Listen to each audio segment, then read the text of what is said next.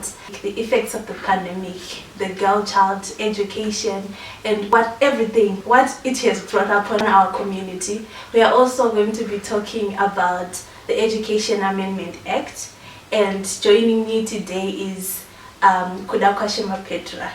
Welcome, Kuda. Thank you. Can you tell us a little bit about yourself and what you do? Okay, thank you. My name is Kuda Mapetwe. I'm the founder of Miss Deaf Pride Zimbabwe Trust. This is the organization that focuses on empowering young deaf girls so that they will have a better future and they will have education and everything. Okay, thank you so much for coming. So before we continue, I want you to like, to comment, and to subscribe, and tell your friend to come and watch this series as we get to unpack issues that has to do with education, the teen pregnancies, and the Education Amendment Act. So to begin this, I just want to ask Kuda about her thoughts on the pandemic. What do you think about the pandemic? Like, it hit us last year, and I think you were also unaware, like no one knew that it was going to come. So I want you to really tell us how it has affected you as an individual. Okay, thank you for that question. Last year, pakaitika this pandemic, you find good for the deaf people, it was very hard. And as compared to Vanwanonzwa as such, they can hear information from different sources. But from the deaf community, we just heard there is a lockdown because there was no information in sign language. The information was not friendly. So we even go to ask our neighbors so that they can explain us. So you find we received a few information. So maybe if we can try to invite an interpreter to explain it so that he can maybe explain what's going on. It was difficult for us. So we missed a lot of information about this pandemic. We just said we were supposed to be at home, and you find maybe a deaf person and wanna copy this kind of information because it was not in sign language. Yes, in TV, maybe from our radios, the information was there, but you find with that cinema interpreters. So what about the deaf people? So it was hard for us because no one was there to provide the information for us, and the van watching it up now with Zimbabwe, you find they can't communicate sign language. So for the deaf people, it was very hard. They spend the whole day so it's an advice. You find with Nana show na English, my language is essay. I can't go find only sign language. So we have to include sign language. Okay.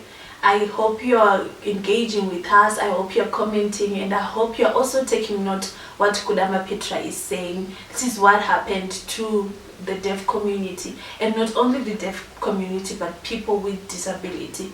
I also want to talk about I also want to ask Kuda the effects that she think happened to the young people, like the children that are still going to school, that are in the deaf community. How did it really affect those the fact that they are also not going to school, and also on top of that they also have to stay at home and just look at their parents, like what she said.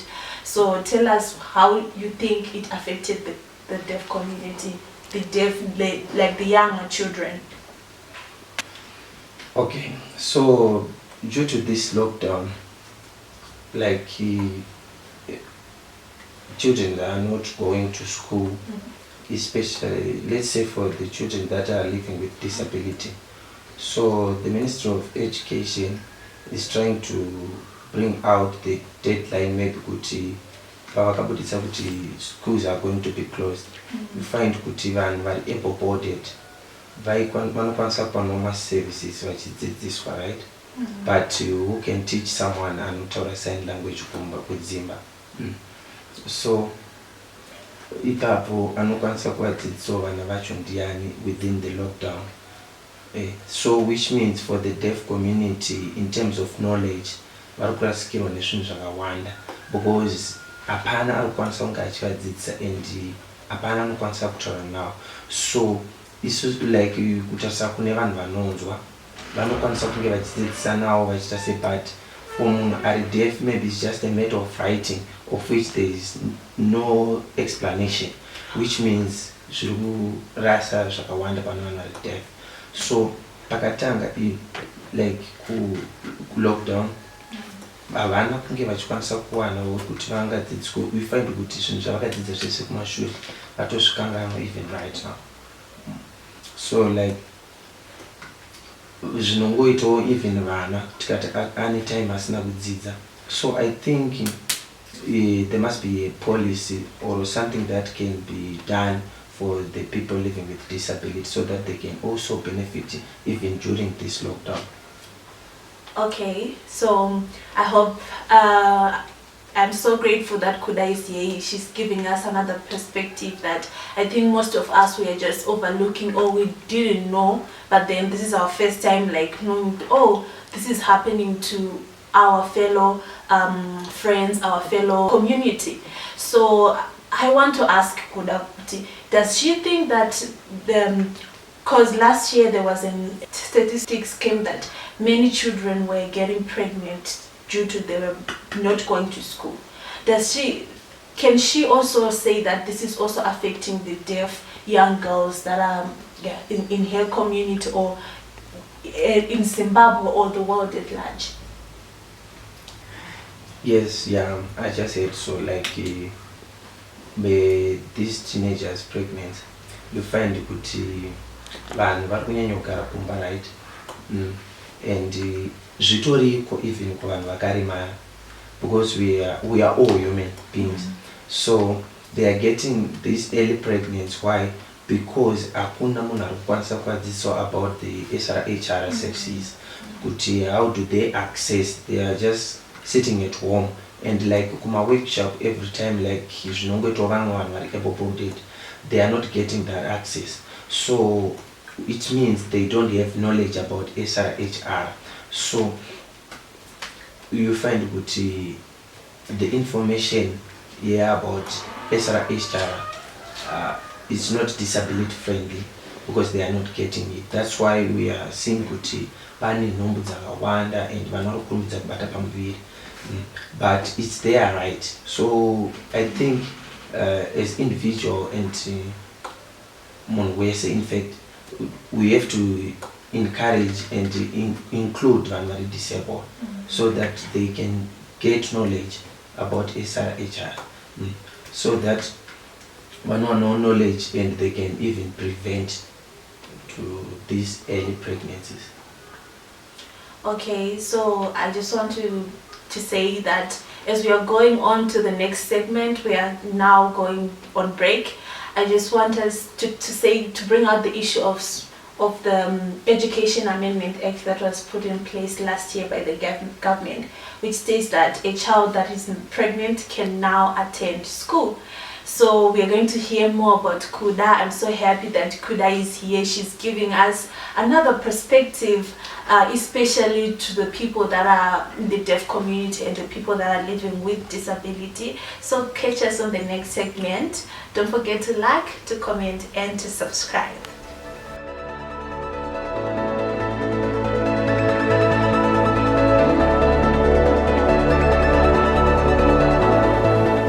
Welcome back to the Unpacking series. My name is Petrone Landuri and I'm the project coordinator of the Hold Your Hand campaign.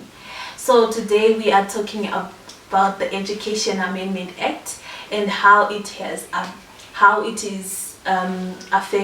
it's going to change our education system and how it's going to help the teenage mothers and the ladies the children, school-going children that are pregnant. With me here is Kudama Petra, the director of Miss Deaf Pride Zimbabwe. Hello, Kuda. Hello. Okay, so in 2020, our government stated that they gave out the Education Amendment Act, which states that girls that are pregnant can now attend school as a way to curb the increase of the teenage pregnancies. What do you think about that? I think like what the government did, this policy, like according to the Constitution 81, it says mulkana actually above 18 actually mudiki, right? So you find kana kwakunzi ane nhumbu, it's very important kuti aramba. I think it's important if you can encourage to go to school, like zvinomubatsirawo and even kuti akwanise kuachieve magoals ake. And again, I want to encourage, especially for the people living in rural areas, are they getting this information? Even the chief and the village leaders, are they encouraging the girls to go to school? Because if we are not maybe encouraging them, you find that we are still going to have these challenges. So I think the best way is to work together as one, so that we provide information to everyone, so that they will be aware that if mwana akaita nhumbu, she is supposed to go to school, kwete kuti mwana anodzingirirwa. Because example, munhu koti mapolicies kuti tinongodzidzisache vanhu vari kumatown chete about mapolicies, no, ngatiende kwese even kumamisha. And food, I agree kuti mwana anofana kuenda kuchikoro so that anova ne better future, because ma rights ake. Kwete zvekuti mwana anorambidzwa kunzi ukwanise kuenda. You find kuti that's why right now a lot of girls are suffering, because vaka disturb their vision. So even my parents or vanhu vanogara nevana ngasave vanongocomplain, because sometimes mwana anenge asina kuita nhumbu iyi nekuda, sometimes maybe rape or but onzi akwanise kuenda kuchikoro, zvinodisturb future yake. So education is the key. Okay, I think so. I also agree with you, and even the fact that even now there's still stigma surrounding and discrimination surrounding girls, our school-going children that are pregnant. Whether you are in the rural areas or in town, if you get pregnant while at school, they'll be like, this doesn't have, you didn't have the vision. But sometimes it's not that, it's just the situation that is surrounding that child.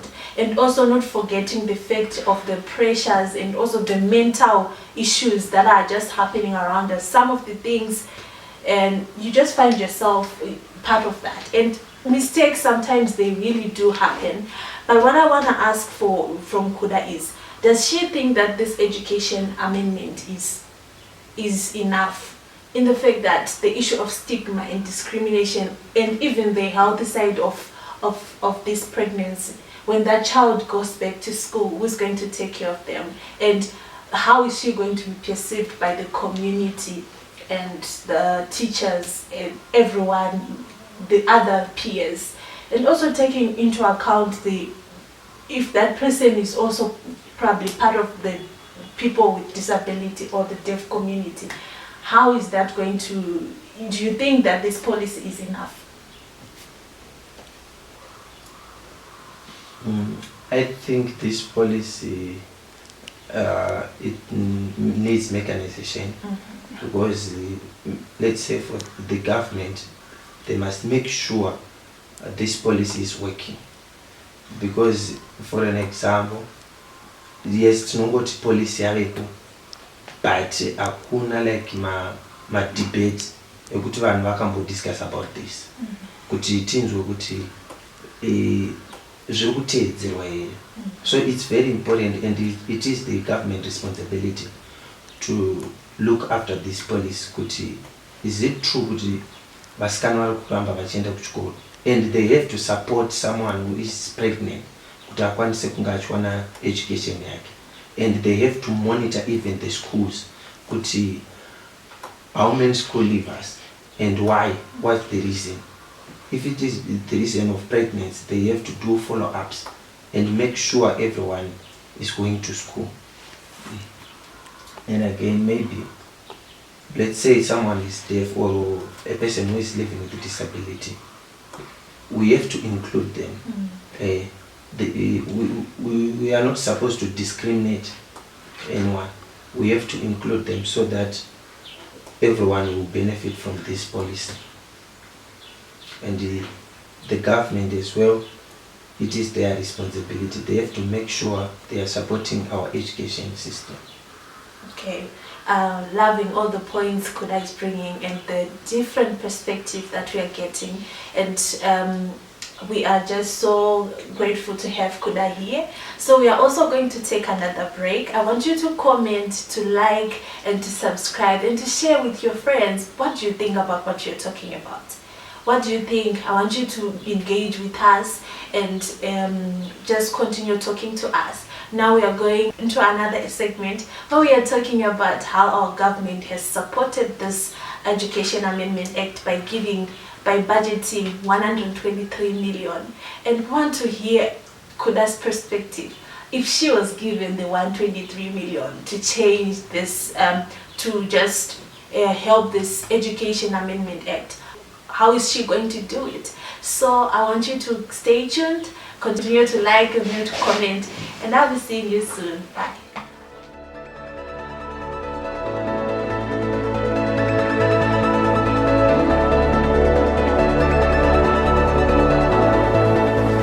Hello everybody, welcome back to the Unpacking series where we are talking about the pandemic, the effects of the pandemic, and also the education, how it affected the education system, the Education Amendment Act, and also now we are now talking about the 123 million the government budgeted for us, for children that are pregnant so that they can go back to school. So in this segment, I'm with Kudama Petra, and she's going to explain to us if she was given the 123 million for Education Amendment Act, what was she going to do with it? Just one thing. So I think good ones tapiwa mari E. Firstly, I will visit all the 10 provinces so that to know what my problems, because we have to solve the problem first. Why so we have to do the research first, then we meet as organization and individuals to come up with solutions. Then after that, if kind of about their rights, we have to go and teach them about their rights and the SRH services. And again, let's say in schools, we must have clubs so that one of the benefit now my information on that. And maybe the one thing which is very very important is to end poverty, because poverty ndio iri kulead vana kuti vatere, sometimes vanotera mari votoshungurudzirwa kudaro kusvika pakuzobata pamuviri. And again in schools we have to do certain projects that can benefit a girl child. It is very important so that ega in the community can do something, and it can encourage everyone, because it's not just a matter yekuti ukufana ungopiwa mari with someone so that unomitra chin.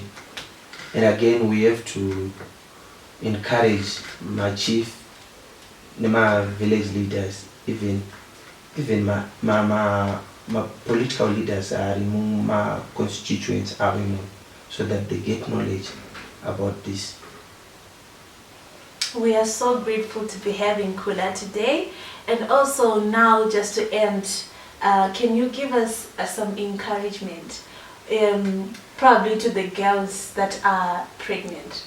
What would you say if you were to see someone probably in the deaf community? What would you tell them? Your words of encouragement. Okay, I want to tell you this. If you get pregnant, does it mean this is the end of the life? Okay. Those are such wise words from Kuda, and I am so happy to be that you came here, Kuda. Thank you so much for joining us. And to you who is listening, don't forget to continue this conversation in the comment section, to tell your friends, and just to share with us what you think about this issue. We love you, and cheers. We'll see you soon.